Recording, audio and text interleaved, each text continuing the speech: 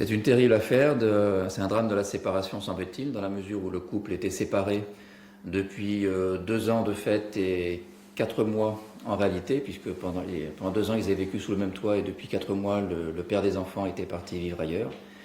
Il avait pris l'habitude de téléphoner tous les soirs à ses enfants pour prendre de leurs nouvelles. Et lundi soir, il a appelé à plusieurs reprises sans obtenir de réponse.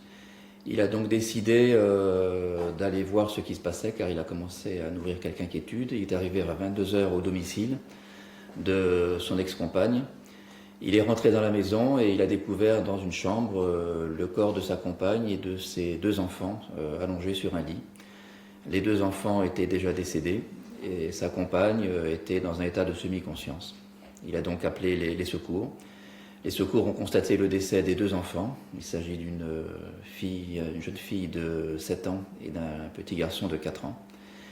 Et la mère, qui était dans un état de semi-conscience, a été hospitalisée d'office par le médecin des pompiers qui a estimé que son état n'était pas compatible avec une audition par les services de police. Et donc à ce stade-là, une enquête a été ouverte donc, du chef d'assassinat. La mère n'a pas pu être entendue, elle est actuellement hospitalisée. Toutefois, des écrits ont été retrouvés au domicile qui laissent à penser que ce serait elle qui aurait endormi ses enfants, puis les aurait tués en les étouffant, en les asphyxiant. Donc on en est à ce stade-là, mais pour l'instant, tout ce que je vous dis, c'est sous réserve des constatations autopsiques qui auront lieu ultérieurement, des analyses toxicologiques pour retrouver éventuellement la trace de produits toxiques dans le sang des enfants, voire de la mère.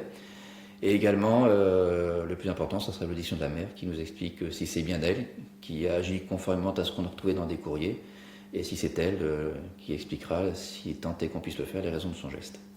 Pourquoi on est face à une situation paradoxale ?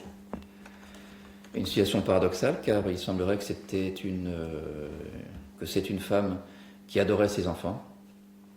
Et il semblerait qu'elle ait mal supporté la séparation avec le père de ses enfants, qu'elle ait décidé de se supprimer et qu'elle n'ait pas voulu laisser ses enfants orphelins, et que dans un geste d'amour paradoxal, justement, elle ait décidé de les supprimer avant de se supprimer elle-même. C'est en tout cas ce que laissent penser les écrits qu'on a retrouvés dans l'habitation.